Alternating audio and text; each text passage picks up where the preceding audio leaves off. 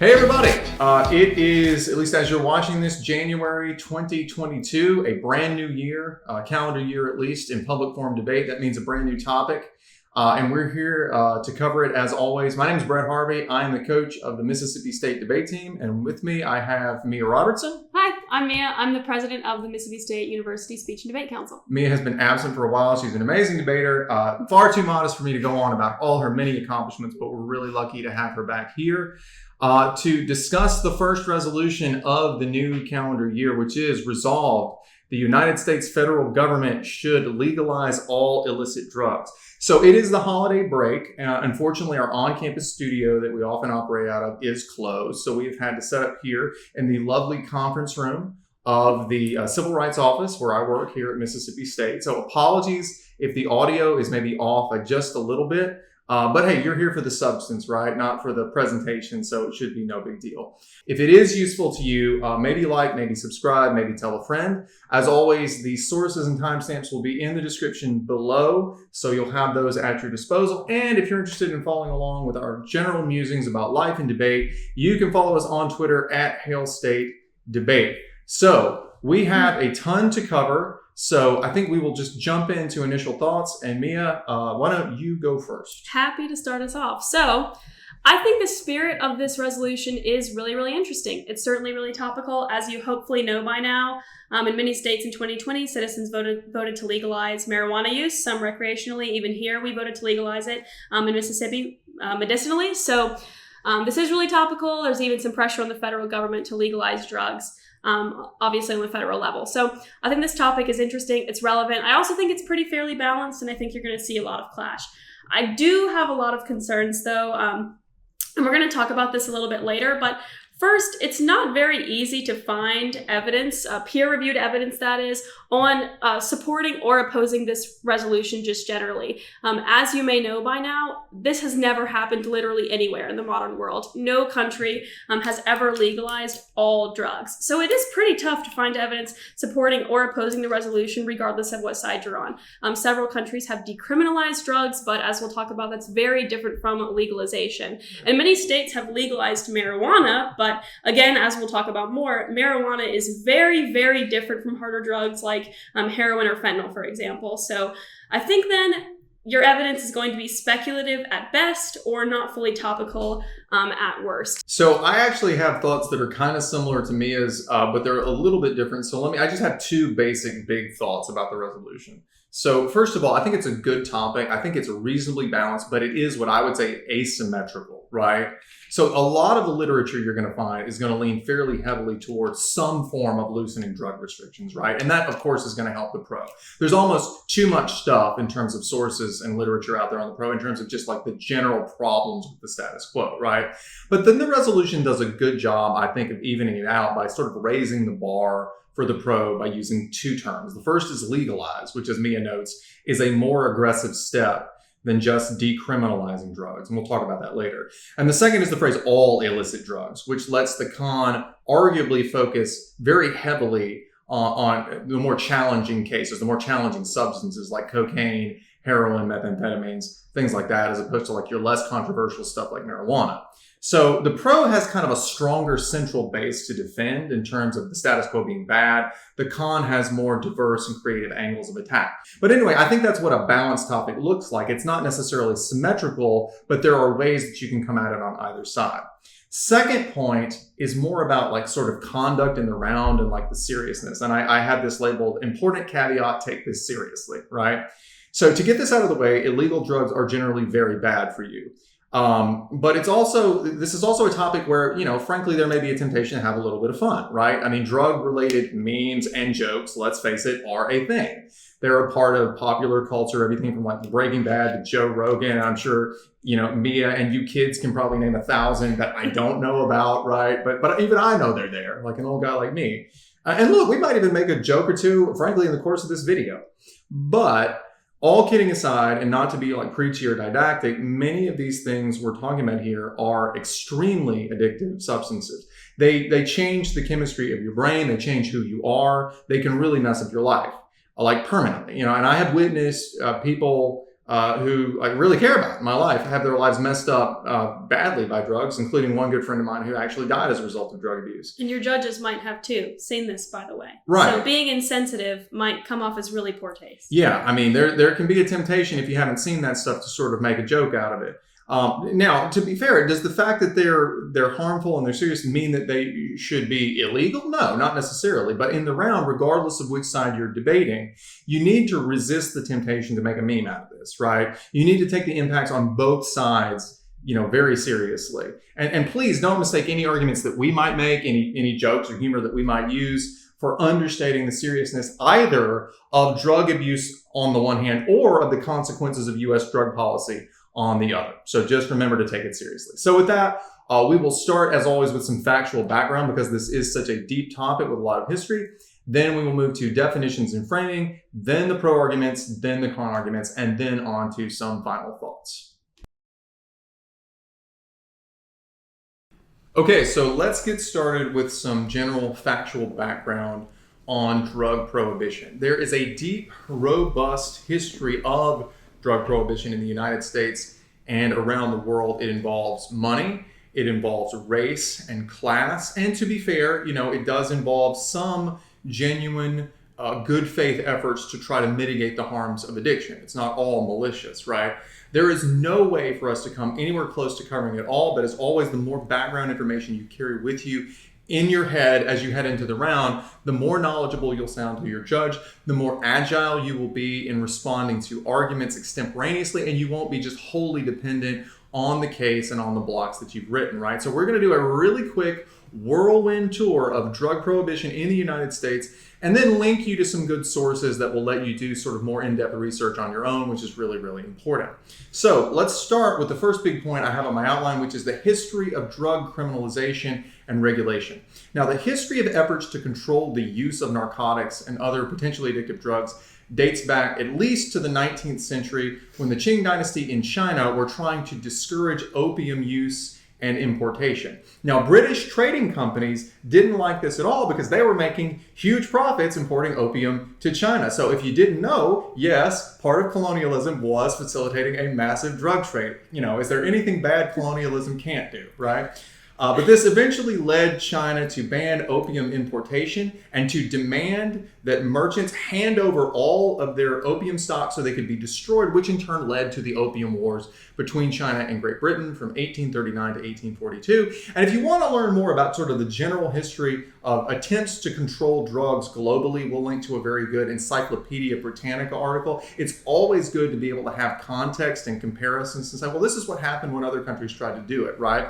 We don't have time to cover them all, but they're there if you want them, right? But in the United States, efforts to ban or regulate narcotics and other recreational drugs didn't really get off the ground until the late 19th century, right? Back in the 1890s, you could literally order a syringe full of cocaine from the Sears Roebuck catalog, which was sort of, and forgive me if this sounds like your dad or something, but it was sort of like the Amazon for them back then. I'm trying to be relevant here, folks. Anyway, or you could stop by like your drugstore on the corner and literally pick up cocaine tablets for your toothache, right? So it was a different world back then. Some states did have laws banning or regulating drugs like opium and cocaine, as well as alcohol, which we often don't think of as a drug, but of course it is. I mean, there's no question it acts on your brain. But the first federal law on drug regulation came in the 1890s, and that was a law to regulate and tax opium, sort of like we regulate and tax tobacco today, but not to ban it, right? Now, the first federal law that sort of banned drug possession was the Smoking Opium Exclusion Act of 1909, which banned possession, importation, and use of opium for recreational purposes, but still allowed it for medical use. In 1914, Congress passed the Harrison Act, which regulated and taxed, but didn't ban, cocaine. And one thing critics pointed out about this era is that a lot of the motivation among legislators and the public generally to pass these laws stemmed from fears about non-whites, African Americans, Asian immigrants, Chinese Americans, using them, selling them, and so on. And this theme of race as a motivating factor in drug prohibition laws is going to come up again and again on the topic, but it's worth noting that it's been there from the beginning, right? And we will link to a really good article from the Drug Policy Alliance, which is a pro-decriminalization group that gives a somewhat more critical history of drug policy in the U.S. that looks more closely at angles like race, and something that you're really going to want to, I think, follow up on. But in any case, one of the most famous examples of drug control efforts was in 1919 when the 18th Amendment was ratified. Of course, this is what we refer to as prohibition, when the manufacture, transportation, and sale of alcohol were all completely banned. And of course, as we know now, was really a disaster. It was basically ignored. It led to huge amounts of money being wasted on enforcement. There was a rise of organized crime to meet, of course, the now illegal demand. So this has really been a historical precedent. It's been a historical lesson to all of us and to the government in what happens whenever we try to ban vices, and that can go very badly. In 1933, of course, prohibition was completely repealed by the 21st Amendment. Then in 1937, the U.S. passed the Marijuana Tax Act, which its name is very great. It did exactly what you think it would do. It taxed marijuana production, but it didn't prohibit its use entirely. The prohibition, though, of non-alcohol drugs didn't really get revved up until the late 1960s or 1970s. I don't know if you know this, because I wasn't even around then either, but apparently people were doing a lot of drugs back then. So, you could go ask your grandparents, hey, Grandpa, what kind of drugs were you doing in the 60s? For me, I could go ask my parents, or maybe you should not do that. If you do that, don't tell them the debate channel told you to do that, right? So. But drugs were actually quite important back then, right? Drugs in the 60s were seen as an important central part of counterculture, of the protest movement, of the anti-war movement, and so on. And so just like we see in political culture today, elites, politicians saw drugs as an opportunity to really give some older voters some rest, these older voters who were quite concerned, quite worried about the counterculture in the United States. And so in 1970, Congress passed the Comprehensive Drug Abuse Prevention and Control Act, and a part of that, a very important part of that, was a specific law called the Controlled Substances Act. We'll refer to that throughout the video most of the time as the CSA. The CSA repealed and replaced all prior federal narcotic statutes, so it was quite important and it was sweeping. And to this day, it remains the bedrock federal law governing illicit drugs in the United States. In 1971, President Nixon famously declared the war on drugs, which escalated dramatically under Reagan in the 1980s, and for better or worse has really defined our approach to policing and regulating drug use in the United States for at least the last half century. Right. So on that note, let's talk a little bit about the second major point on my outline, which is what is the current federal law? And current federal law, as Mia said, is largely defined by the Controlled Substances Act, the CSA. So let's talk about exactly what that act does. And most of this is going to come from a really great summary of the CSA by the Congressional Research Service. Obviously, that is a very credible source on just about anything. It was updated in 2021, so of course we're going to link to it, and you really should read it.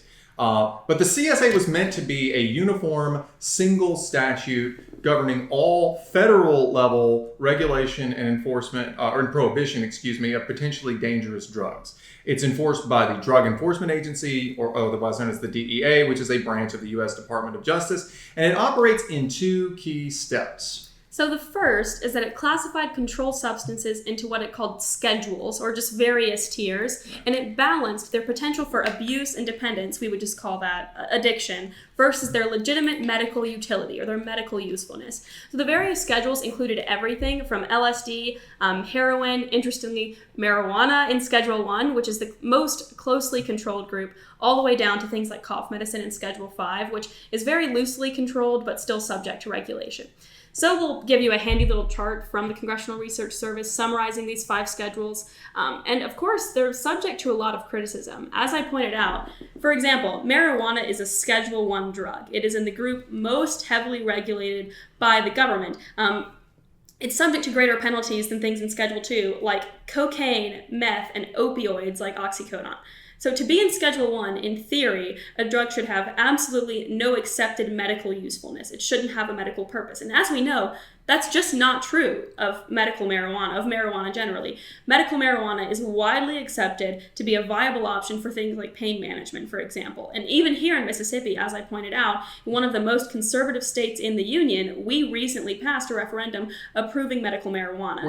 We're not like fringe hippies down here, I guarantee. Right. You. Some of us are, but like the most of the voters are not. Right. This is a generally accepted fact. And yet marijuana is regulated more highly than things like cocaine, cocaine, meth, and opioids. So yet their marijuana is up there with LSD, heroin, meth, and as we'll talk about throughout this video, there's a lot of politicization and bias that goes into how those schedules are determined and also how the government goes about enforcing them. But the bottom line is, as you can see in the chart, not all drugs regulated under the CSA are technically illegal. In fact, many of them, most of them, are not illegal at all. They're just highly regulated or regulated in some fashion by the government. And that regulation is the second step of how the CSA operates, which is the enforcement step, right? So there are two basic types of enforcement, two basic provisions under the CSA, those dealing with registration and like record keeping on the one hand, right? And those dealing with trafficking on the other. So with the registration requirements, prescription drugs, think like Ambien, Xanax, all those others, with similar effects, are legal to purchase with a prescription, but the entities that handle these drugs, like manufacturers, distributors, pharmacists, they all have to register with the DEA on an annual year-to-year basis. They have to keep detailed records. They have to submit to inspections. They have to ensure physical security, like keeping these drugs, in a locked location and so on. And if you violate these registration, record-keeping, security rules, right, you can be assessed civil fines. You can lose your ability, your registration, your ability to handle these substances. And if the violation is intentional and serious, criminal prosecution can be an option. So yes, for the most part with these legal drugs, they are controlled mainly through registration as opposed to like trafficking penalties. But in terms of trafficking, right? Trafficking penalties are what happens when you produce, distribute, or sell a controlled substance outside the CSA's registration system, right? And this is what most people tend to think of when they think about illegal drug use. Everything from like cartels smuggling cocaine over the border to people running meth labs out of their garage to street level dealers. These are all people engaged in what's called trafficking. Now, to be clear, you can also traffic in a legal but controlled substance, like dealers who sell opioid pills without a prescription. And it's important to understand how these two enforcement methods work because, as we'll talk about later, when we say we're going to quote unquote legalize a drug, whatever that means, that does not eliminate the registration requirements, right? There are countless thousands of drugs that we would absolutely think of as legal, like cough medicine, that have to be registered and are tightly controlled, but they are still accurately described as legal, right? Like basically all prescription drugs. And importantly, legalization also doesn't necessarily even do away with the trafficking penalties, right? So Xanax is legal. Many prescription drugs are legal. Opioids are legal, right? But they're controlled, right? And if you get some of it and sell it outside the registration system, you can be found guilty and prosecuted for trafficking and you can go to jail. So we'll talk about this more in a minute under the definitions and framework, but one very important note is that legalization in the context of this resolution does not necessarily mean repeal the CSA and everything else just becomes a free-for-all. It could mean, and of course you get to decide what this means, but it could mean that we are just eliminating the category of drugs like heroin, cocaine, meth, and marijuana that people are essentially prohibited from possessing ever in any instance, and moving those drugs into the category of substances that are attainable, but obtainable only through the registration process. One final point about enforcement under the CSA is, of course, the penalties for drug use of these illicit drugs. There's a very helpful summary of the federal criminal and sometimes even civil penalties from the Seattle Pacific University, which we'll link to. And as you can see, the criminal penalties range really greatly, from a first-time simple possession sentence of up to 1 year in prison, which actually in practice can be as little as just a couple of weeks, all the way up to 20 years to life for trafficking or sale of more than a kilogram of heroin. But without delving into these details very much, these can be very, very significant prison sentences and come with a lot of other penalties like losing your voting rights, losing your firearm rights, and things like that. And as we'll talk about later when we get to the substantive pro arguments, a huge portion of the U.S. prison population, right, currently is there on drug charges right now. Now, there are a few other points worth noting about the penalties. First of all, remember, and Mia sort of hinted at this a second ago, that criminal penalties like jail sentences are not the only penalties that can be imposed. There are other things like civil fines, as well as what's called civil forfeiture of assets. So if you use a house or you use a car in the trafficking or sale of a controlled substance, you can be required to forfeit that house or that car to the government. And by the way, this can happen even if you are not found guilty beyond a reasonable doubt in court, because it's a civil proceeding where they're only taking your assets, not taking away your freedom and your liberty. Also note that these are just the penalties under federal law. Again, we'll come back to this later in the definition section, but every state also has certain laws prohibiting certain types of drug possession and distribution, and they have their own penalties, and they're all different from one another, and they can be potentially stacked on top of federal penalties if you're found guilty. And so one thing we're going to talk about in the framing section is, does the United States federal government legalizing drugs eliminate these state level penalties, or does it just get rid of the federal penalties, right? And so the last thing I have, on my notes is are there any examples of true legalization that we can look to as the pro, as a model for what we're going to do? And the answer to that, unfortunately, is that there really are not. There certainly are countries with much more liberal and forgiving drug laws, like the Netherlands, Portugal, Spain, Italy, Costa Rica, Uruguay, and a number of others. And in many of these countries, drug use, or at least the use of some drugs, is decriminalized, which we'll talk about in just a second. But as we'll also talk about in a minute, that is not the same thing as saying something is legal or legalized, right? Under decriminalization, drugs can still be effectively banned, right? The government can seize them when it finds them. It can force you to go to a treatment program. It might even impose civil penalties or fines. It just won't prosecute you criminally and send you to jail for possessing a drug. Now, let's be clear. That doesn't mean that you can't use decriminalization as an analogy. In fact, that might be the only analogy that you have. Right. It's just not a perfect analogy. And in particular, the con has an opportunity to look at failures or problems with decriminalization and say, this would become even worse under total legalization. Or they might even be able to say, look at the successes of decriminalization. We can just do that instead.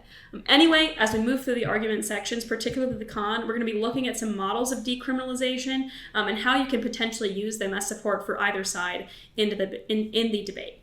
But for now, just be aware that true legalization is kind of a next frontier in the modern world. We don't have many models for that just yet, so you're going to have to be a little bit creative. Yeah, and that's a major theme, I think, that the con is going to point to, right? Which is the idea that this is a new frontier. We don't have a good model for it. It's extremely risky. It's kind of a radical solution. But anyway, there you go. There is your warp speed tour of the history and laws governing drug prohibition in the United States. So now let's move on and get into some framing and definitions of the specific terms on the resolution.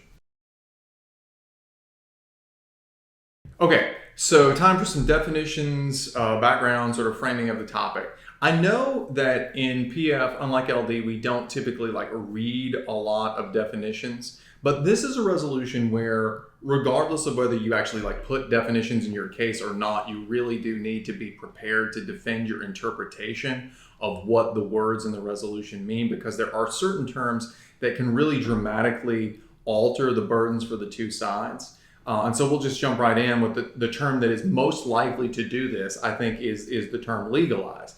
Now, it's important to note that legalize in most literature has a different and more inclusive meaning than a related concept, which is to decriminalize drugs. We've mentioned this before, but now let's really dive into it and talk about what we mean, right? And as we've already mentioned, this puts a heavier burden on the pro. So the Alcohol and Drug Foundation provides a good explanation of the difference between decriminalization and legalization in this article, which we will link you to, which you should read. But in a nutshell, decriminalization just means that criminal charges and sanctions, like jail sentences, are not applied for at least the possession of drugs, right? But there are ways to sanction drug possession and distribution outside of just criminal charges, like we talked about before. Civil penalties, fines, civil forfeiture, referring drug users to mandatory treatment programs, or even just really stringent regulations on where you can obtain and how you can obtain drugs. Like, for example, limiting marijuana distribution to state licensed dispensaries, which is a common tactic used in some jurisdictions. Also, decriminalization may or may not, but probably does not decriminalize everything that you can do with a drug. And we'll talk about this later, but for example, Portugal has decriminalized drug possession, but selling illicit drugs is still a crime, right? So total legalization of drugs would mean removing those other legal barriers in addition to removing criminal penalties. The example the ADF, the aforementioned source we used, the example they use is alcohol. Alcohol is a completely legal drug. There are no penalties of any kind for an adult using alcohol. And generally, there are not penalties for selling or distributing it either. Now, that doesn't mean there can't be regulations governing legalized drugs like alcohol. Many state and local governments have regulations on the sale and use of alcohol. For example, in most places, you can't drink unless you're over 21. Most states require liquor licenses for restaurants, for example, to sell alcohol. Some jurisdictions, like in Mississippi, even regulate when you can sell alcohol. For example, blue laws that bar selling alcohol on Sundays. And more specifically, legalization doesn't mean there cannot be criminal penalties for things like selling drugs outside whatever the legal framework or the lawful system is in place. So as we mentioned earlier, right now under the CSA, Xanax and Adderall are perfectly legal, but if your pharmacist intentionally sells them to you, if you don't have a prescription, they can be fined civilly, or in some cases, they can even be prosecuted criminally. Now, another important question that we ask is, legalize what exactly? Right. As I hinted at earlier, this question is one that's pretty tricky to ask, and you're going to want to settle on this before you enter your rounds. And as a practical matter, in a 40-minute PF round, what legalizing drugs really mean might really depend on the definition of what is, quote, legal. Right. So Webster defines legal as, quote, conforming to or permitted by law or established rules. Now, where this becomes really tricky is, as we know, it really means basically nothing for the government to just legalize the physical object of drugs. Right.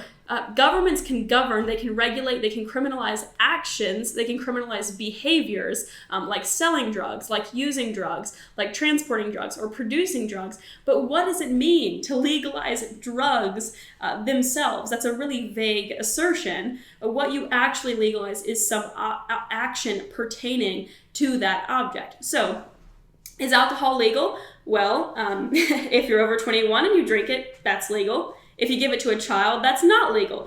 So the details of what you're doing with the object really matter. And so to answer what legalization means practically, you have to be able to tell the judge what specific actions pertaining to that drug are now permitted. Is it legal to use it? Is it legal to manufacture it? Is it legal to sell it? Right. And I think at the end of the day, the best definition for the pro is the one that comes from the ADF article that we talked about earlier. And it just says drug legalization removes all penalties for possession and personal use of a drug, right? And then it goes on to note that you can have regulations on how you can get the legal drug, right? But you just aren't penalized for possessing it. So under this interpretation, what legalize would mean in very plain terms is legalize personal use. And I think honestly, this may be one of those rare cases where in a PF round where we don't usually use definitions, it might be worth having a quick observation in the case saying, let's be clear about what we mean when we say legalization. We mean removing all penalties on personal use, not necessarily distribution or manufacture, right? And if you want a model for how that might work, I would reference this report by the Transform Drug Policy Foundation, and they outline 5 existing frameworks that we already use to govern legalized drugs. They cite that drug legalization can take 5 forms. I'll just run through these really quickly. The first is supervised use, and that means that drugs are taken and provided under medical supervision only. So this happens, for example, in Switzerland. Addicts can use heroin under the supervision of others. So this is a pretty tight restriction on drug use, and is really limited to the most severe, addictive, harmful, dangerous of drugs, whatever. The second framework is pharmacy sales. This would mean that drugs are available only to those who have been prescribed them. This would be maybe things like Xanax, Adderall. 3 is licensed premises. So vendors are licensed to sell drugs that are consumed on the site where they were sold. So this model is most analogous to a bar. For example, you go, you buy and consume alcohol on the site where you bought that liquor on the grounds of the licensed distributor.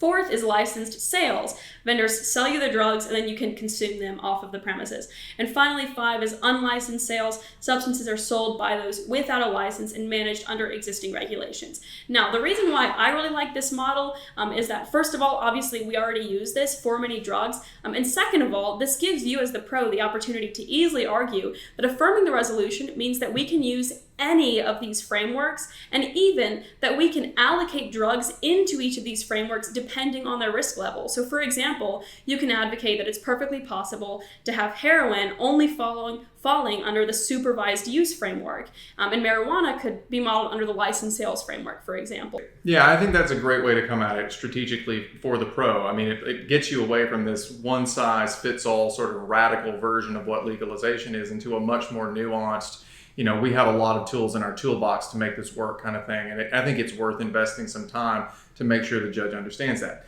Now, by contrast for the con, the New Zealand Drug Foundation article that we found says this about legalization. It says legalization can take many forms, but in a scenario where drugs are legalized, it would mean the use, possession, manufacture, and supply of narcotic substances would not hold any criminal penalty. So here, this is a more aggressive definition of what it means to legalize something, where we would not be able to impose penalties on, for example, a dealer, right, on someone who's manufacturing. So we wouldn't be able to treat it, for example, like alcohol and say, well, you didn't get your liquor license, unless, of course, maybe we did it through a civil penalty, which just shows you how complicated this all is, right? But under this definition, we're not just removing penalties for personal use, we're also removing criminal penalties for production and sale. Trafficking, in other words, right? That's a lot bigger pill to swallow for most judges. That's going to be a situation where, frankly, it's going to be a lot harder as a practical matter to control access to drugs than in a world where legalized just means that we are permitting personal use and we can control anything else we want. But basically, Kahn wants to say legalization is much more than decriminalization. It requires no penalties for use, but also manufacture and sale. It's unprecedented anywhere in the world. It will lead to this unstoppable flood of drugs toward the most vulnerable populations. That's the story Kahn is telling. Pro wants to say no, it's just for personal use. And beyond that, you just sort of want, as the pro, you sort of want to stay kind of vague and open-ended. As Mia points out, you want to say, hey, we've got 5 different models, that we could potentially use. Who knows which ones will be applied, but we have them in our toolbox, right? And that gives you a lot of flexibility so that when Kahn comes in and tells these horror stories about drugs flooding in everywhere, you can say, whoa, who said anything about drugs being widely available? We absolutely can set up a system where they are legal, but require a prescription or require some other form of oversight like Adderall or Xanax. Now, the next definitional question is illicit drugs. This is a little bit simpler, but it does warrant a little bit of attention. So probably the simplest way to define illicit drugs is just drugs that are currently illegal in the United States. They are illicit. Illicit means lawful, and they are not lawful, right? And that's the definition that you get from many sort of mainstream layperson-friendly sources, like this one from just Healthline, which is, it's not a scholarly source, but it's a common sense source. It just says illicit drugs are those that are illegal to make, sell, or use. They include cocaine, amphetamines, heroin, hallucinogens, things like that. So now that you know what illicit drugs are, we'll go over exactly what the con strategy probably should be on this phrase, all illicit drug that's used in the resolution. And we think the most obvious strategic position for con, and the one that nearly every con team is probably going to want to emphasize in an observation maybe, or a weighing mechanism or framework, however you do it, is that the pro has the burden of advocating for legalizing all illicit drugs, every single one. Now, this is really critically important because there's a ton of well-researched, peer-reviewed, credible literature supporting the legalization of drugs like marijuana, right? We know a little bit about its addictiveness. We know a little bit about its safety from peer-reviewed research. But as we move across the spectrum from marijuana to harder drugs like cocaine, heroin, and meth, the level of support in the literature, level of political support especially, falls off pretty dramatically. There certainly are arguments for legalizing even hard drugs, but they come with much harder trade-offs than marijuana, and you're probably not going to find the peer-reviewed literature that you otherwise would for these softer drugs like marijuana. And we're obviously going to talk about those a little bit in depth later, but the core strategic point for the con might even just be to preemptively concede marijuana and say this is around about cocaine, heroin, and meth. The resolution says all, you have to defend those. So it's pointless to debate about more marginal drugs, things that are pretty not controversial like marijuana. To win, the pro has to show you it has to be completely legal to buy and sell cocaine, heroin, and meth. And that's what we're going to focus on. And in this way, I think you really preemptively neutralize or at least weaken a lot of potential pro arguments. If their core evidence is from a study that focuses on marijuana legalization, the judge disregards it entirely. It's irrelevant because it's not focusing on the worst of the worst drugs, which the con case is going to be centered around. So now that we've discussed illicit drugs, another important phrase in the resolution is the United States federal government and the idea of federalism. So this resolution does beg the interesting question of, believe it or not, federalism, as we hinted at earlier. In explicitly making the USFG the actor in this resolution, the authors have left us with the interesting question: does a pro-ballot necessarily mean that all illicit drugs become legal in every single state overnight? Do states, or maybe even cities, municipalities, counties, are they able to continue to enforce prohibitions already on their books, or respond to this move with new criminalizations if they so choose? For example, in more conservative states like Mississippi, do we still have the ability to more heavily regulate? And to answer those questions, this really depends partly on existing federal law and also partly on how you choose to define the term legalize. Right, so let's start by looking at current federal law. Possession and distribution of most illegal narcotics, as we said, is governed by the Controlled Substances Act, which makes it a felony to, for example, possess a certain amount of marijuana, heroin, and so on, right?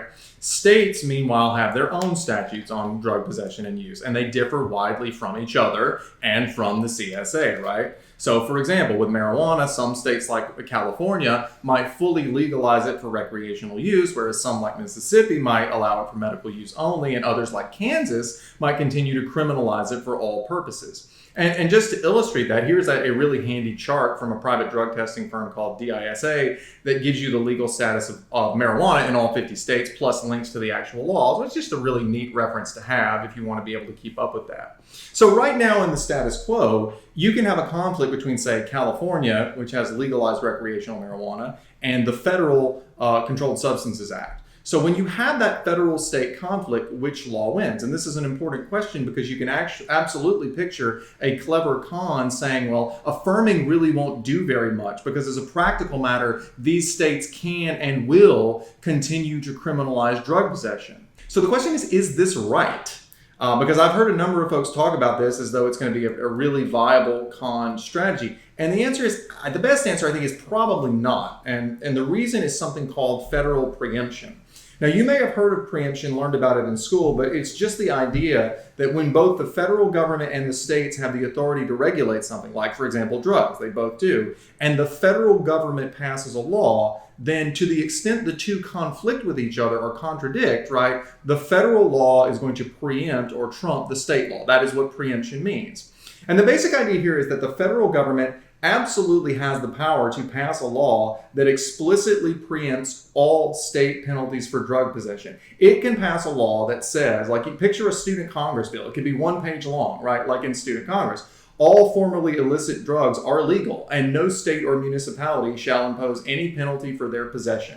And when Congress makes it clear that it means to prevent contradictory rules at the state level, that is something called express preemption. It's basically the strongest form of preemption, and it does preclude enforcement of conflicting state laws. And Congress has done this many times. It's done this with like the Civil Rights Act and the Voting Rights Act and many other laws. It just says, here's what the rules are. States and cities, you can't enforce laws that conflict with this. And if you need a summary of preemption, we have a very nice one from the National Policy and Legal Analysis Network on how preemption works. But the bottom line is, I don't think this should come up very much because it's very easy for the pro to simply say, no, what will happen here, if you must know, Con, is that the federal government will pass a law that says all of these prohibitions go away, and that law will win because of federal preemption. So I think that is an answer to the idea that, we're only going to get rid of federal laws and not state laws. To me, at least it is. So anyway, you got anything else? I'm good. Okay, so that's it on definitions and framework. So we will now move on to the part you've all been waiting for, which is the pro arguments, the con arguments, and then final thoughts. All right, now let's get right into the thick of it, right into the meat and potatoes. That is the pro arguments. So right off the top, I think the central story, the central theme of every single pro case has to be the drug war has failed. So that's where we'll start. I think the core of pretty much every single pro case is that the status quo model for how the U.S. has addressed drug use, as we pointed out, the war on drugs has been an abysmal failure on every single possible level. Lives lost, financial cost, mass incarceration, destroying people's futures and lives, propping up organized crime, gross racial disparities. You name an aspect of the war on drugs, and it's probably been an unmitigated, miserable, horrible disaster. Now, this by itself is, of course, not enough. You still have the burden of proving that legalization is what solves that problem.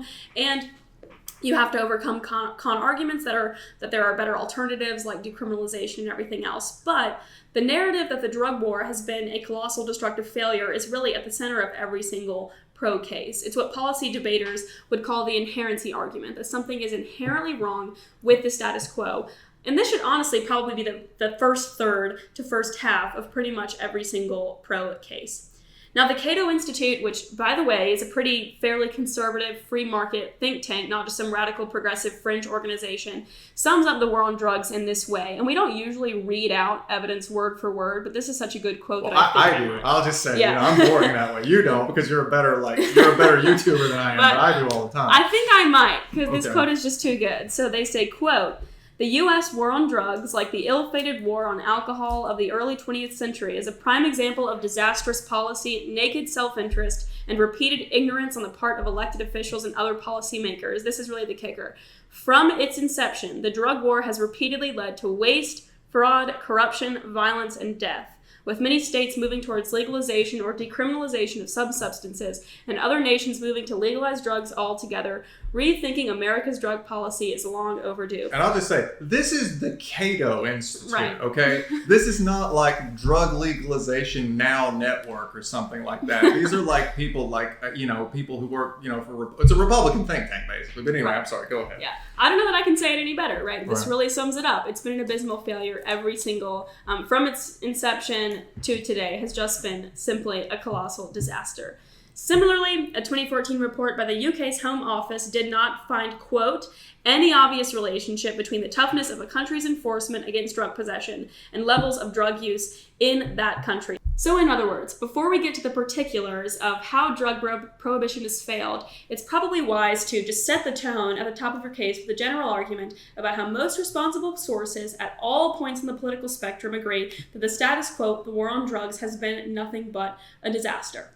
So next, we will walk through the major harms of the criminalization approach one by one: cost, lives, incarceration, and so on, so you can get a real sense of what the major impacts are here. Okay, so let's just go down the laundry list here. I will start with it saves billions in wasteful spending. Legalization saves billions in wasteful spending. So on my outline, I have A is the total financial cost of the war on drugs. So the first source is from Nathaniel Lee, talking about the overall cost of the war on drugs. This is from CNBC, June 2021. And it basically tells us that the costs associated with fighting the war on drugs have been exorbitant. We've spent over $1 trillion to police communities and incarcerate people. That's $1 trillion. That's 1,000 billion or $1 million. And that's over the essentially 40 to 50 years that we've been fighting it. But, even the $1 trillion figure doesn't really fully account for it, because that's just the amount of money that the government has actually spent on policing and incarceration. It doesn't take into account the massive opportunity costs in terms of like lost productivity from incarcerating non-dangerous people, removing them from the workforce, denying them the ability to train and become more skilled, pay taxes. A good succinct summary of these costs comes from the Transform Drug Policy Foundation, which notes that over and above the actual spending we have done, drug prohibition results in lost tax revenue from taxing drug sales, lost opportunities to spend on better social policies, which would actually spur the economy toward economic growth, and $40 billion annually in lost productivity from people in prison for drug offenses. Now, so just take the $40 billion, multiply that over 50 years of the war on drugs, and you're getting back into more trillions of dollars, right? So in addition to that, right, in addition to just the overall cost, you have evidence about the annual savings of legalization. So Jeffrey Myron, again from the Cato Institute in 2018, talks about how drug legalization could generate up to $106.7 billion in annual budgetary gains from federal, state, and local governments. And he calculates this by saying, you're going to get rid of the cost of enforcement, the cost of incarceration. You're probably going to start taxing it and generating tax revenue from that. And he adds up all of these things and finds that you're going to generate up to 106.7 billion new dollars per year. All right, so the next cost of the war on drugs is, of course, mass incarceration, which legalization, of course, combats. Now, one caveat with this argument, of course, is that decriminalization solves for this problem too, so it's not going to be enough on its own, but it's certainly good to include in a pro case. So you can make the pretty convincing argument that the war on drugs was merely the government's newest iteration of the subjugation of black people via incarceration. After all, Richard Nixon's domestic policy advisor admitted in 1994 that the war on drugs was entirely meant to be a war on black people. He admitted, and I'll quote this, quote, "We knew we couldn't make it illegal to be either against the war or blacks, but by getting the public to associate the hippies with marijuana and blacks with heroin, and then criminalizing them both heavily, we could disrupt those communities.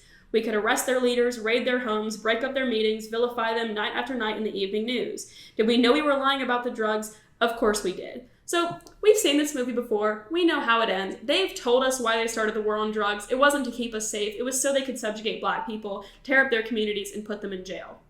A pro ballot is your opportunity to have a little bit of pathos, to look your judge in the face and say, "Judge, enough is enough. We fought this war on drugs not to protect our communities, but because criminalization meant that we could criminalize blackness. We could criminalize black people. And their schemes have largely worked. By and large, they've disproportionately put black Americans into jails, torn up their communities, and ruined their futures, or at least stained their futures." So Dr. Ashley Nellis of the Sentencing Project reported in October of 2021 that black Americans today are incarcerated at nearly 5 times the rate of white Americans. And the Drug Policy Alliance that we've mentioned a couple of times tells us that this disparity is apparent in drug charges specifically. In federal prisons, 77% of those incarcerated for drug offenses are black or Latino. But even without the presence of these clear racial disparities, mass incarceration is within itself devastating and has produced many costs for our society and for our country. The United States imprisons more than any nation in the world, of course, despite having only 5% of the world's population. Our prison population makes up about 25% of those incarcerated worldwide. And this fact is largely due to the drug war. More than 50% of the people we incarcerate in our federal prisons are incarcerated on drug violations. So clearly, the United States has a serious incarceration problem. We incarcerate people at exorbitant numbers, and the drug war is partly to blame. And the question you should be asking your judges, the question you should be asking the con is, for what? What gains have we seen, right? As we pointed out earlier, this enforcement has not led to any meaningful reduction in the number of people using drugs. We're still seeing extreme costs. So we're incarcerating people, tearing up communities for basically no benefit. So in addition to incarceration, though, the racial disparities, and this is the next tagline I have in my outline, there are racial disparities that go way beyond just incarceration. And Mia hinted at this, but let me just sort of spell it out a little bit, right? So the impacts of racial disparities in criminal enforcement of drug laws go beyond imprisonment. They affect people of color adversely both before any criminal proceeding happens, like fueling negative interactions with police, and also after arrest or incarceration by impeding people of color in many aspects of their careers and in public and in civic life. So the first note I have under this is that drug prohibition fuels negative interactions with police among people of color. I mean, I don't have to go into a lot of detail to let you know that the last few years in our country, the narrative on race has really been driven by these terrible interactions between police and people of color. And one of the big reasons why they happen so frequently, right, is because of drug laws that require these frequent, or at least arguably require these frequent interactions, right? So the Sentencing Project in 2018, in their report to the United Nations on racial disparities in the U.S. criminal justice system, noted that the rise of mass incarceration begins with disproportionate levels of police contact with African Americans. This is striking in particular for drug offenses which are committed at roughly equal rates across races. But then they quote this police chief who says one reason minorities are stopped disproportionately is because police see violations where they are, and the reason they are where they are is because they're out there policing, drug possession and things like that. You wouldn't have such a concentration of police in neighborhoods that are predominantly people of color if they weren't there to, essentially police drug use, right? And then it talks a little bit more, as you can see here, about the disparities in the number of people that are arrested, the number of people who are prosecuted, and the likelihood of being sentenced, as a result of drug use, which are all, very evident, and Mia discussed some of them. But So number one, it's fueling these negative interactions. But number two, after the process is over, after you are convicted of a drug-related crime, as Mia pointed out, the consequences of that follow you for life. You don't just get out of jail and go back to being the person you would have been, right? Especially if you're convicted of a felony. So the Sentencing Project, again, in 2018, and I'm not going to read all of these, but I will pop them up on the screen just so you have an outline. Talks about occupational licensing. Do you want to be, licensed as an attorney? Do you want to be licensed as a physician or a physician assistant or a paralegal, or in some places, gosh, even blue collar professions like, a plumber, an electrician? Well, in many cases, they require that you have not been found guilty of a crime. Job opportunities in general, having a criminal record, still in many places is a huge barrier to getting a job, and it's something where, disproportionately people of color are going to be affected. Housing, people with criminal convictions face discrimination in the private rental market, as well as in government-assisted housing programs. Government benefits. The Welfare Reform Act of 1996 allows states to deny benefits for people who have a criminal conviction. Not all states do, but some still do, right? And then, of course, most importantly, disenfranchisement. I mean, you can run an entire contention on just disenfranchisement alone, which is just denying the right to vote to folks who are, convicted of a crime. And so many of the people we have in prison, the huge percentages, like half of the people we have there, are as a result of drug crimes, which means we are massively disenfranchising an overwhelmingly, disproportionately diverse group of people of color, as a result of these crimes. The last one I have as sort of an additional harm based on race is drug prohibition fueling mass deportation. And this is from the Drug Policy Alliance on Race and the Drug War. And what it pointed out is that more than 250,000 people were deported from the United States for drug law violations between 2007 and 2012. A 2015 report by Human Rights Watch found that deportations for drug possession offenses increased by 43%. And in a lot of cases, we are deporting people who had a legal right to be here, had an equitable moral case to be here, people who were fleeing oppression, people who were fleeing economic disasters, and you're sending them back to places where they have no support network, where they have nowhere to go, right, as a result of what is, in many people's mind, a trivial crime that shouldn't be a crime to begin with. So that is sort of the argument that the disparate impacts based on race and ethnicity go way beyond just incarceration. So now we can move into some arguments about why legalization specifically solves these problems and has unique benefits for the pro in your rounds. So the first argument we'll talk about is that legalization makes quality assurance possible and drug use safer. So this argument is really just plain logical. We know that drug use is a vice for people. It's an addiction. People are going to be doing it either way. So at the very least, the USFG should be making drug use safe for people so that drugs are not as potent, they're not as addictive, people aren't getting addicted to them and dying at mass rates. So the American Public Health Association, cited in 2014, they talk about how whenever drugs are illicit, there is no mechanism for the government to ensure their quality, to regulate them, to really regulate the manufacturing and production of drugs to make sure they're safe for those people who are using them. So that argument is really just plain logical. But furthermore, federal criminalization also stifles research into illicit drugs, which also necessarily makes them less safe because we know less about them. They're existing in the dark, and we can't regulate them if we don't know anything about them. So this comes from some federal scientists. There are many of them. I'm not going to read out all of their names, but they did some research on the 16th of December in 2021, so quite a recent card.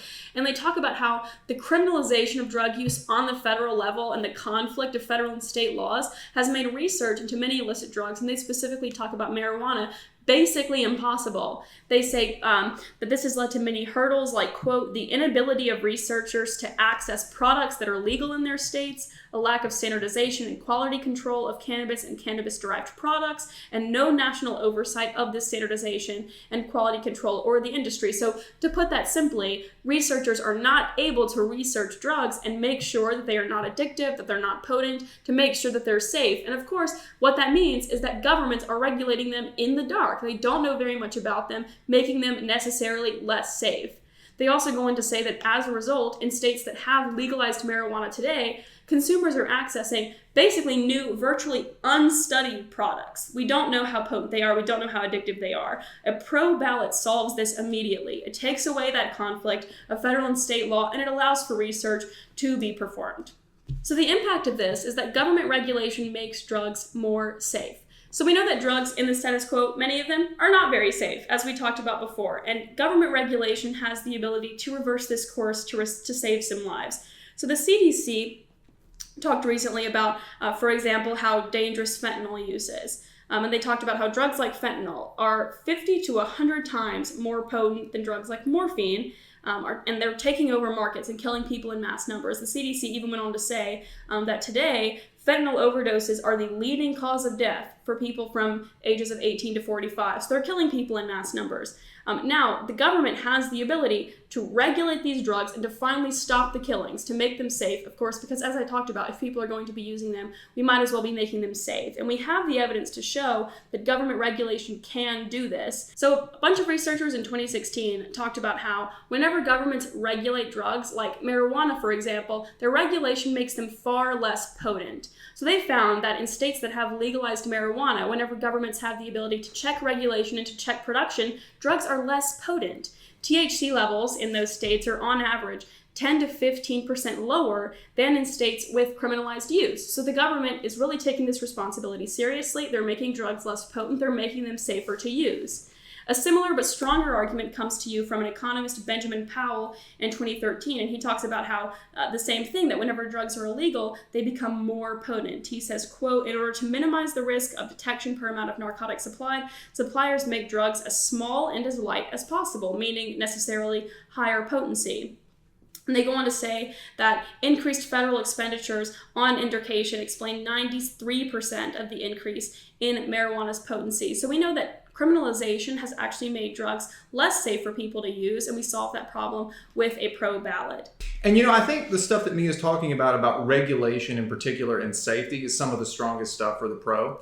Because it's something that's really impervious to the argument that, well, we can just do this through decriminalization, right? Simply decriminalizing something doesn't allow the government to set safety standards, right? If you want to set safety standards for something, if you want to step in and say, this is how much of a particular active substance you can have in a joint, right? Or something like that. Well, you can't just say it's not criminal, we won't send you to jail. You actually have to legalize it. You have to set up a system to legalize and regulate it. So it's really, I think, a unique benefit. I would add one last thing to it, which is that prohibition of drugs doesn't decrease overall abuse. And I think this is an important counter to this con idea that legalization is going to result in this massive jump in availability, and that conversely, if we prohibit it, we're going to be keeping availability down.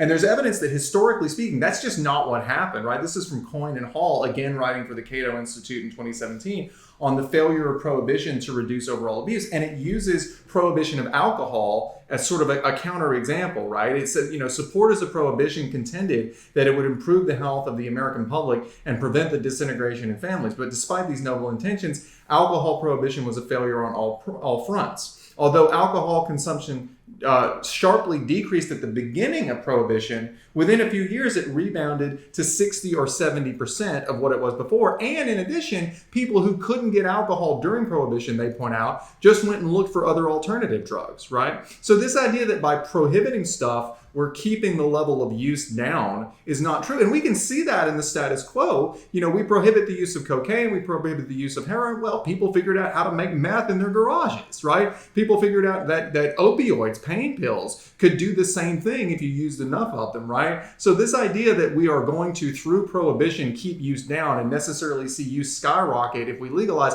that's just not borne out by history. And I think at the end of the day, the idea that prohibition is keeping levels down is just really, really dubious. Right. In a world where a pandemic exists and yet at the same time fentanyl overdoses constituted the leading cause of death in this country, it's clear that prohibition is not working. People are still getting their hands on drugs, and they're getting their hands on drugs that are especially potent and especially addictive and especially fatal, and they're dying as a result. Really quickly, I want to do a quick change of pace argument, which is liberty interests, right? And this is, if this were LD debate, I think we would be talking a lot about sort of inherent fundamental rights to bodily autonomy. And I know in PF we tend to be focused more on practical policy impacts. So, I don't think I build my case entirely around the idea of intrinsic liberty, but I do think it is potentially a nice change of pace curveball that you can throw at people that they won't expect. So one good piece that sums up this argument of bodily autonomy and just sort of intrinsic liberty is this one from Kenneth Anderson the human rights model of drug use and drug problems. And the basic idea is just that independent of the cost and benefits and all the practical stuff of the drug war, adults should just have the basic liberty to choose what they put into their own bodies insofar as they are not causing direct harm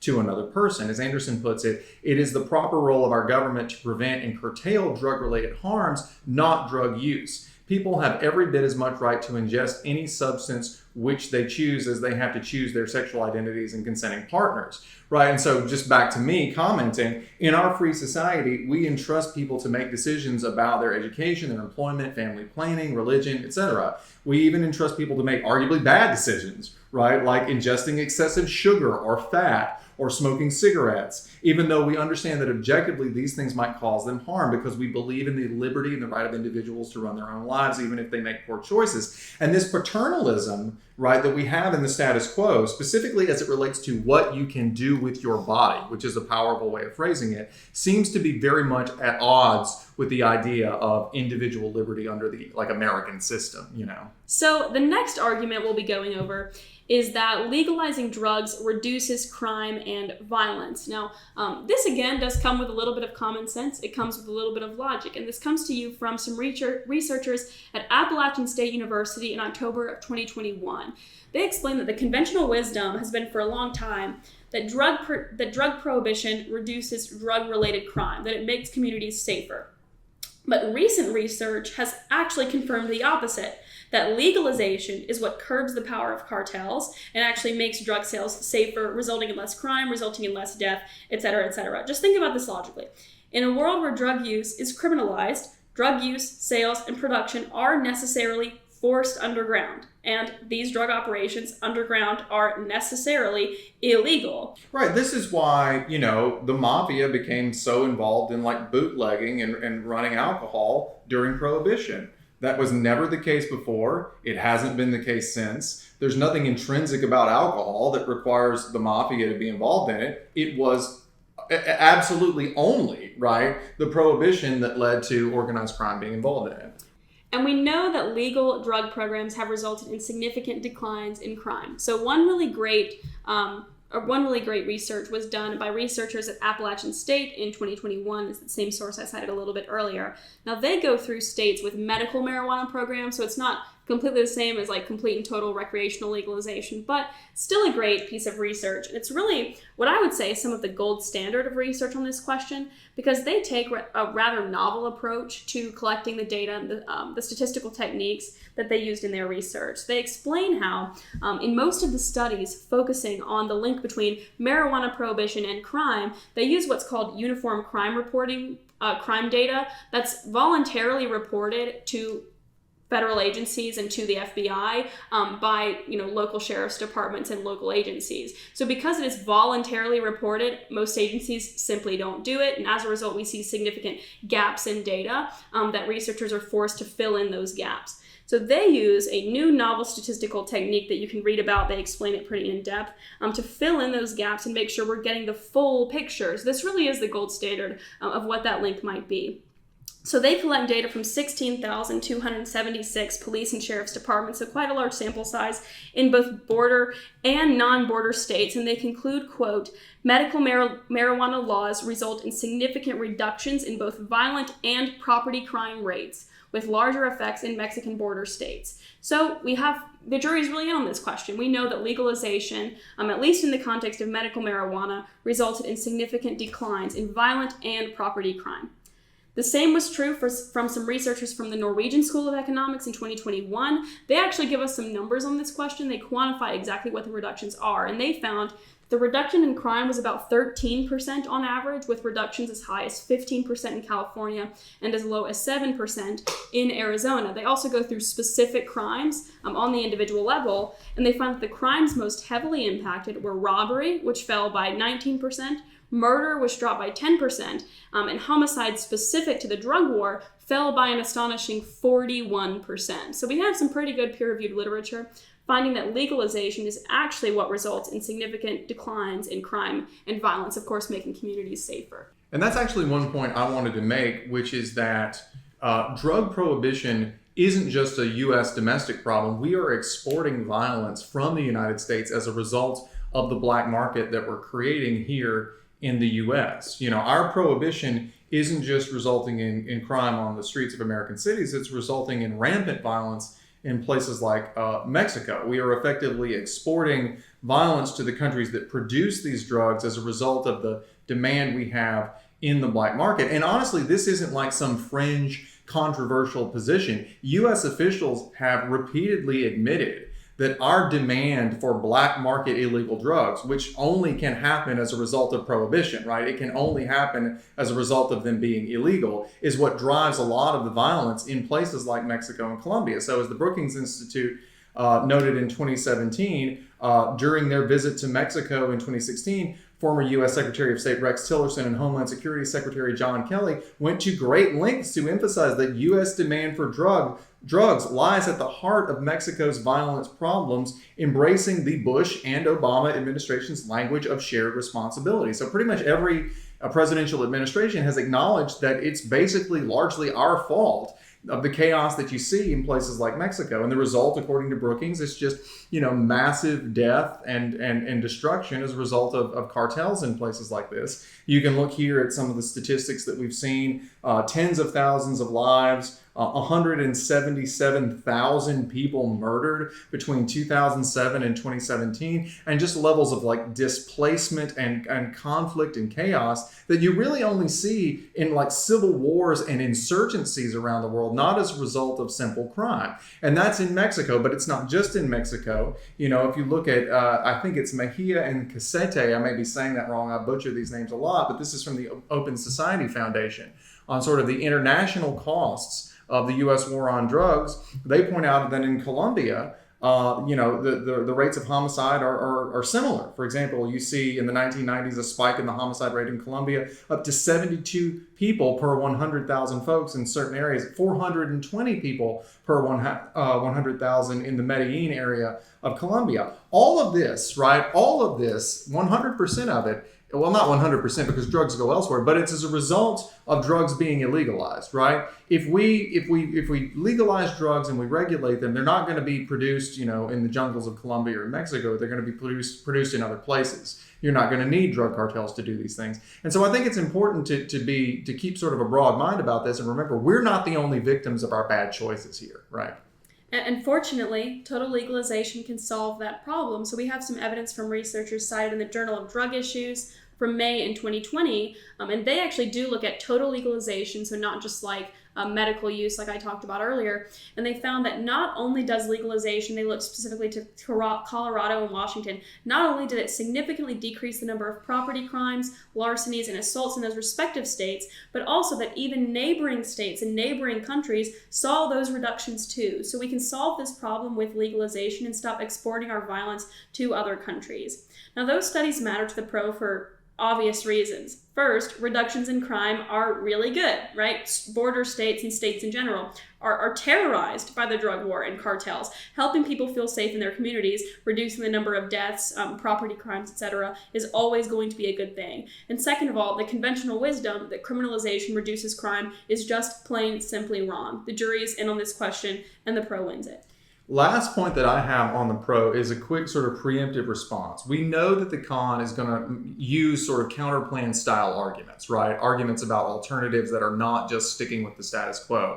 And I think the pro has to be ready to respond to those, right? So there are a couple of ways to do this, but you can rest assured it's going to happen, but there are a couple of ways to respond to it. One of them is to try to be sort of like a hardcore rules lawyer and say, well, under the NSDA rules for PF, counterplans are not allowed, period. You just have to defend the status quo. I have seen PF debaters try this in rounds. I don't think this is a particularly strong approach for a couple of reasons. First of all, the NSDA rules specifically allow both sides to present what it calls like general practical solutions, right? So as long as the con is not presenting like a really specific detailed policy proposal for, say, decriminalization and treatment, I think you can argue that it is no more a specific counterplan than legalization is a plan, right? And both of those are prohibited under the rules. What are better options? Well, I think the first thing you can do is you can try to win the fight over what legalization is, right? You can say it's just the absence of penalties for possession, right?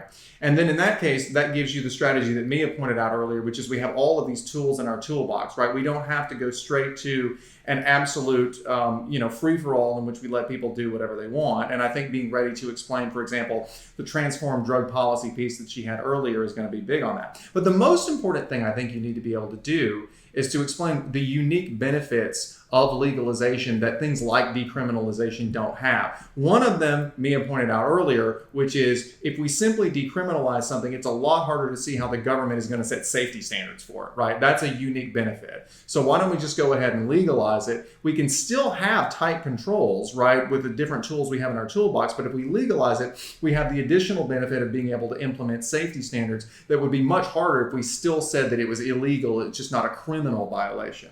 The second thing you can do is you can say that under decriminalization, you can still have civil penalties against folks, right? You can still have things like civil fines, civil forfeiture of property, things like that can still be disproportionately enforced against poor people and communities of color. And we know this happens because civil fines are disproportionately enforced against communities of color in the status quo. Everything from traffic fines to, in some cases, like fines on late library books. There's statistics that show these disproportionately affect the poor and communities of color. So why, if we're going to get rid of some of the penalties that are used to harm these folks, why not just go ahead and get rid of all of them?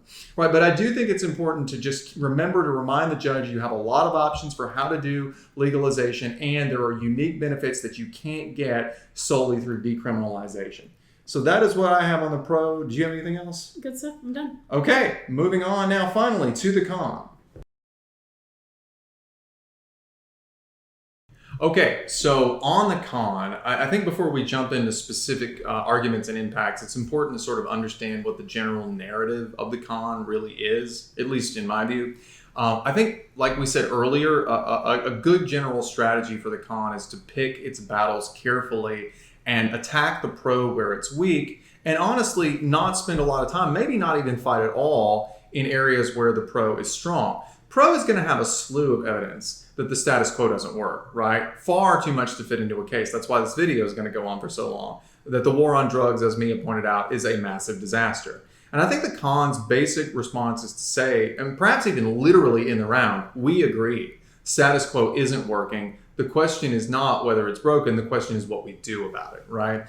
Think of the United States' potential response to drug abuse as a spectrum. Right? Do we go from one extreme end of the spectrum, which is the war on drugs, what we have right now, to the other extreme of the spectrum, which is total legalization of everything, knowing that the other extreme is something that has never been tried, right? And that brings a lot of risks that we frankly don't know how they'll play out. Or alternatively, the con would say, should we instead look at some intermediate strategies, some intermediate steps along that spectrum that have actually been tried and that have worked and that come with all or nearly all of the upside and a lot fewer risks and a lot less downside? And that's the basic narrative, right? So one of the unique harms of legalization is that empirically, legalization has led to increased addiction.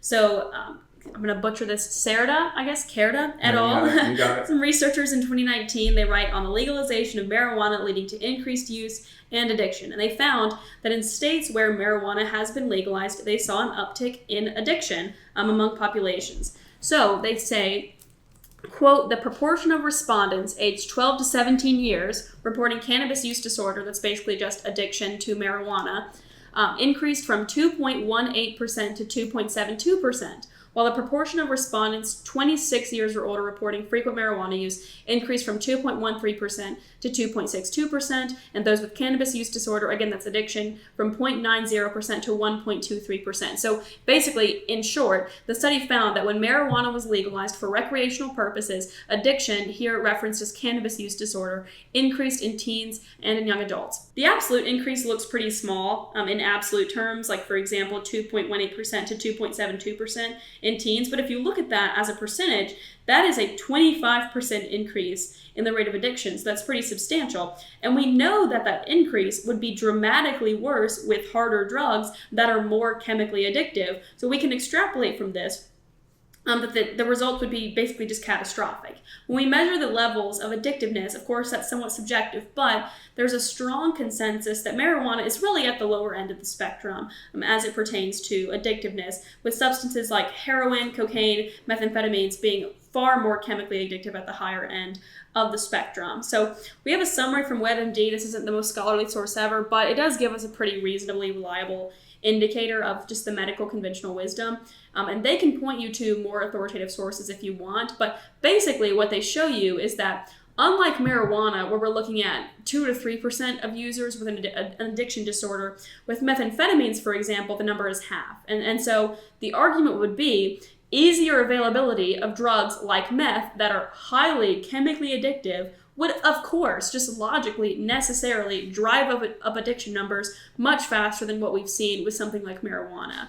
Yeah, and the next argument that I have on my outline is that this legalization scenario is going to have a disparate impact in terms of addiction of poor and marginalized communities. The pro is going to want to spend a lot of time trying to argue that legalization is good for marginalized communities. What you want to argue is that these same communities are going to be the ones that are most heavily targeted by the folks who can now legally sell and market these substances, because they are the most prone, unfortunately, for historical reasons and systemic biases and things like that, to addiction, right? So the point A I have under my outline is after legalization, private enterprise will exploit the most vulnerable.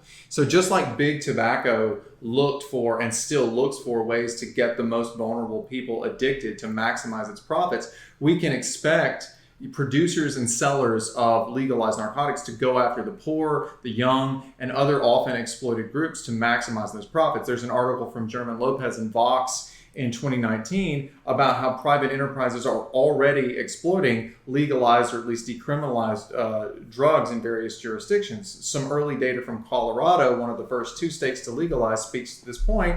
A 2014 study of the state's legal pot market conducted by the Marijuana Policy Group in the state's Department of Revenue found the top 29% heaviest pot users make up 87% of the demand for the drug. Right, well, as businesses come together and form around these legal drug markets, it's not like they're going to leave it to street level dealers. Sophisticated businesses are going to grow up with sophisticated marketing departments and research departments, just like the ones that existed and still exist, right, with big tobacco, throughout this past century in the United States. They're going to figure out where their money is. Their money is in this 30% of people who make up 90% of your profits, the folks who are most prone to addiction. And if you look at statistics about where this lies, it's overwhelmingly going to be, in places like where poor and marginalized communities are, right? And that is magnified by the fact, and this is point B on my outline, that marginalized groups are going to be hurt. They're not only going to be more prone to addiction, but they're also going to be hurt worse by the effects of drug use and addiction. And this is laying aside, right, the conviction part, the incarceration part, right? We can say, we agree that it should be decriminalized and we get rid of incarceration, but the effects of addiction itself are disproportionate. And now they're going to be driven by private, sophisticated businesses that are trying to sell to them, right? And don't say, well, we can put it behind a prescription. Have you seen how prescription drug companies go out and advertise everywhere they can? Ask your doctor about this, that, and the other. They find a way to get it to the consumer, to the ones that can make the most money.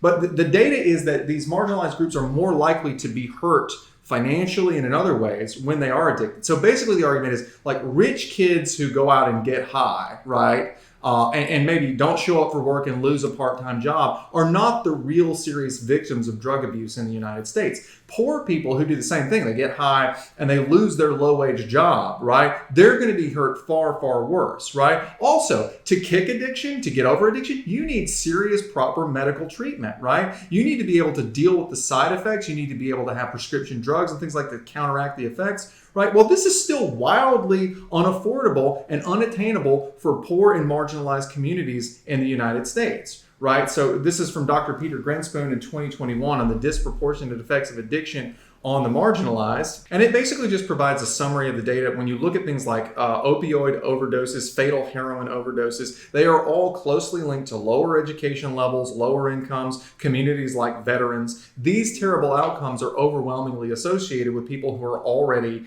in at-risk groups, right? Maya Salovitz, I believe I'm saying that right, talks about how addiction hits the poor the hardest. And she says addiction does discriminate. It hits hardest those who are already down or feel they will never be able to rise. In the late 1980s and early 1990s, crack cocaine, which was prevalent and visible in poor black communities, was said to be a great threat to the white middle class. But that didn't happen, as she points out. White youth took plenty of cocaine, right? But addiction rates didn't skyrocket. And when they did get hooked, their recovery rates were quicker. And there's abundant data that shows the connection between these socioeconomic factors, addiction and recovery. For one, heroin addiction is more than 3 times as common in people making less than $20,000 a year compared to those who make $50,000 or more. And higher levels of education are also linked with lower rates of addiction. Countries and states with higher levels of inequality tend to have worse mental health and addiction problems than those with less dramatic differences between the 1% and everyone else. So the story you're telling here is, look, when we legalize these drugs, we're basically going to be authorizing big tobacco on steroids with dramatically more addictive, mind-altering substances that now, instead of just some corner dealer or somebody,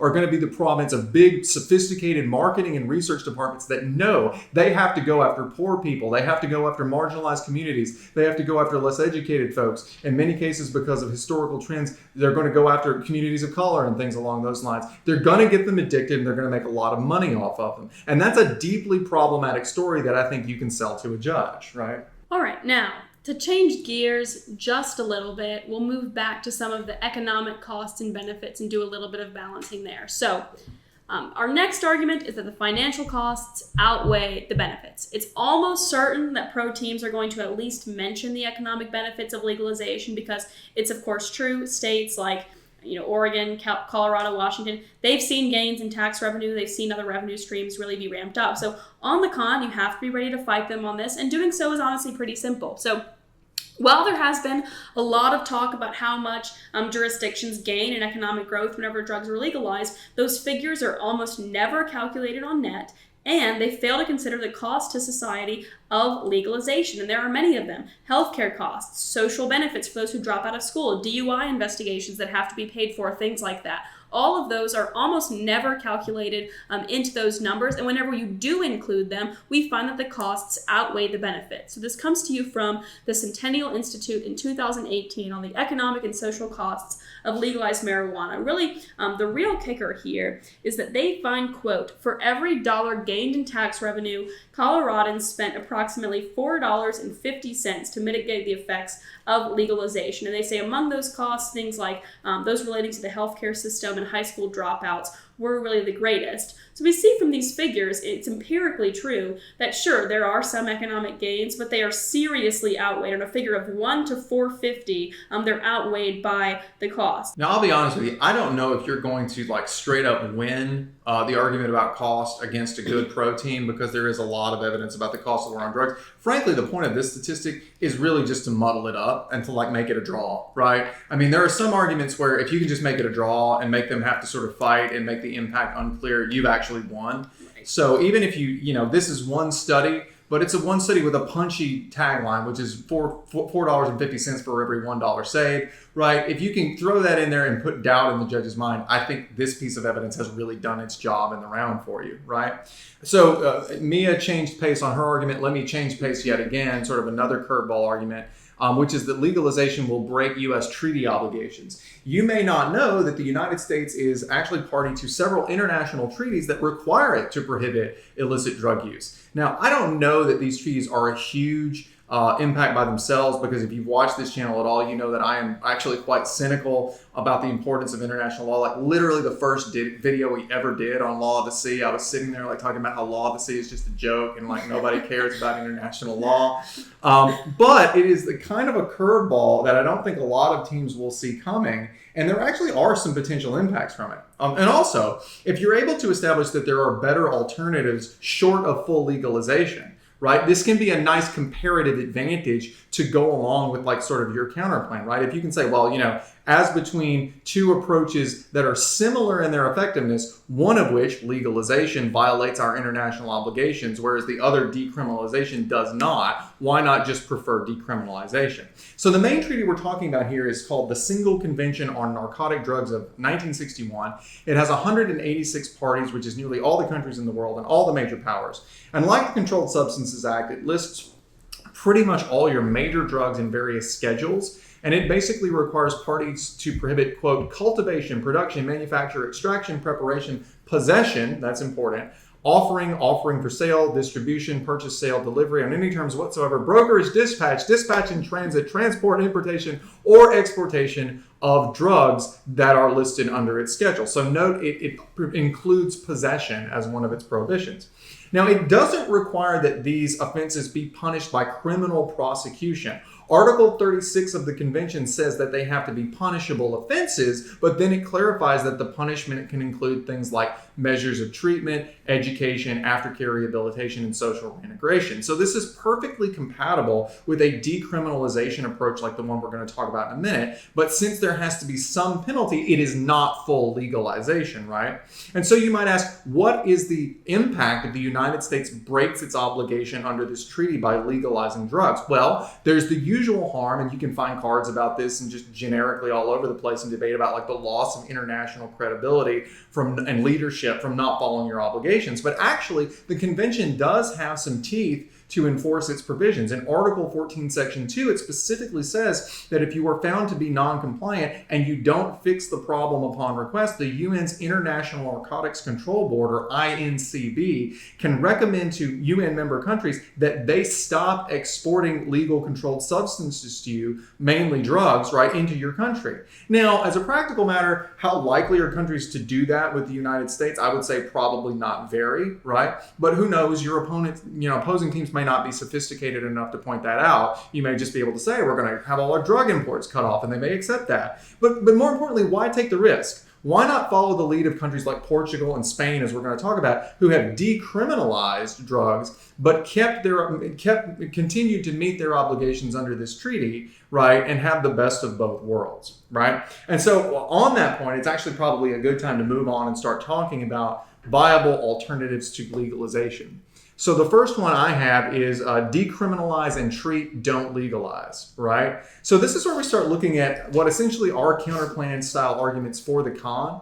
And this is where we're going to try to co-opt some or all of the pros offense without the downsides of total legalization.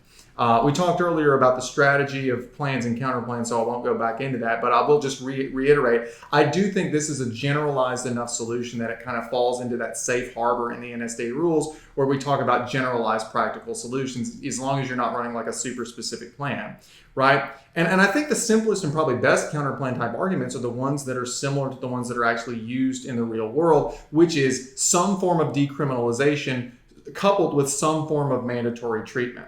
So Portugal may be the best test case for this decriminalization/treatment approach. If you want a really good summary of how their system operates, we will link to this piece from the Transform Drug Policy Foundation in May 2021. It's just an excellent summary of how the system operates. But the basic gist is this.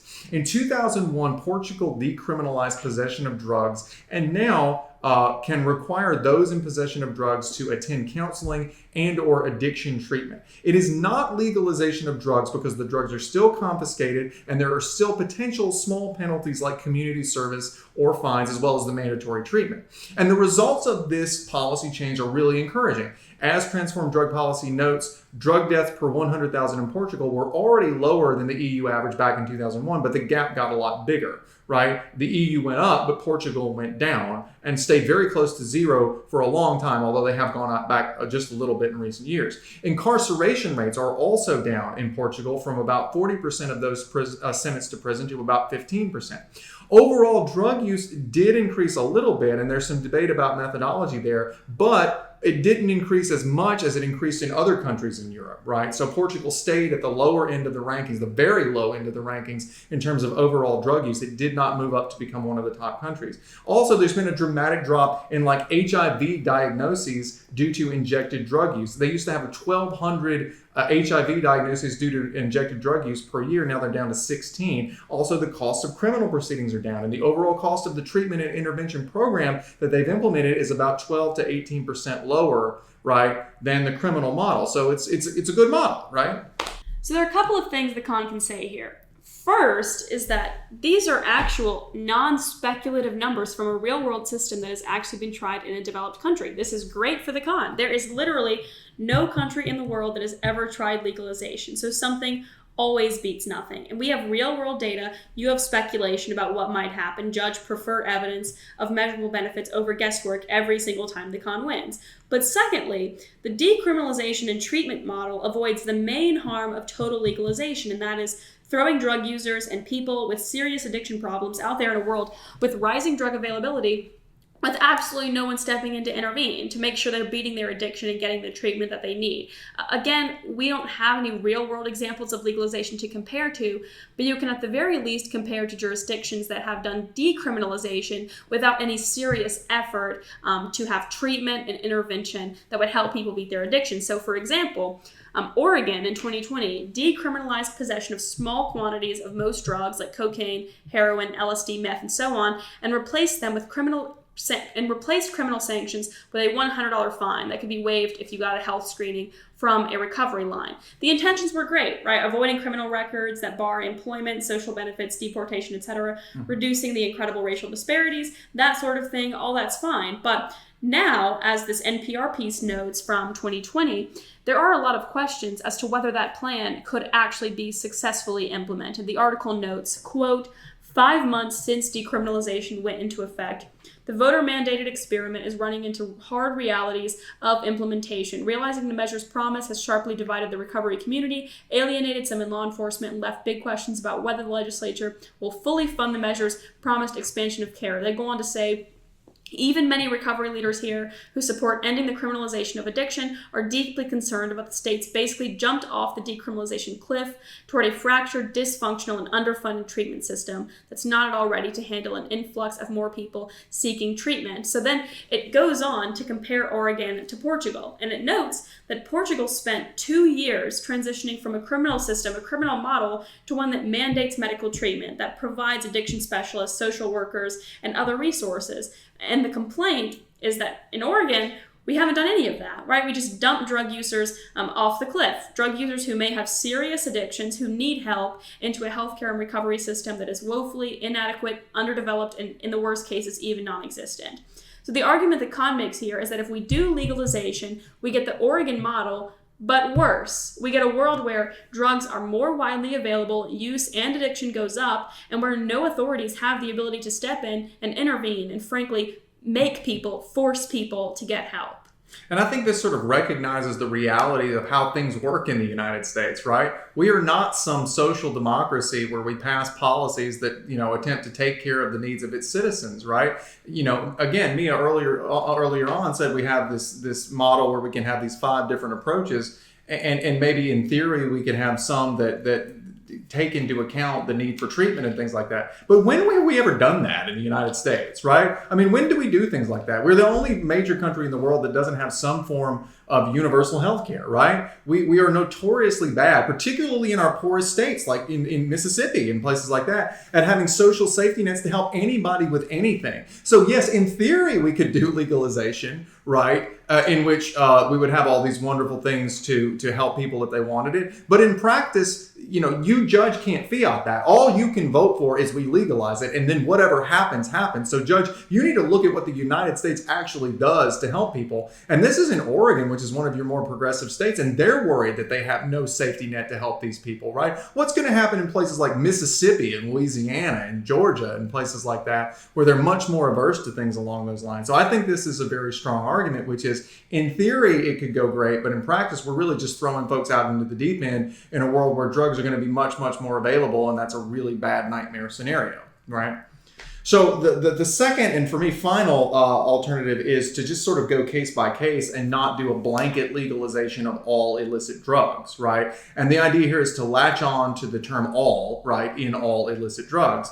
The idea is that the cost benefit calculus is dramatically different for, say, marijuana than it is for something like heroin, which is orders of magnitude more addictive. So rather than a blanket, pretty radical solution, right, of all drugs being legalized, we should come at this on a substance by substance basis, right? This is how the Controlled Substances Act works. It's how pretty much every drug law in the world works. One size does not fit all. And yes, even though we do want to get rid of some parts of the CSA, like criminal penalties, right, that doesn't mean we should treat heroin trafficking the same way as marijuana use, right? There's a ton of evidence out there explaining just how much stronger and more potentially addictive certain drugs are in comparison to others. So for example, the Addiction Center in 2021 notes that fentanyl is 50 to 100 times stronger than drugs like morphine. The CDC in 2021 talks about how fentanyl overdoses are now the leading cause of death for Americans aged 18 to 45. That's amazing, as Mia pointed out, in a country where we have COVID.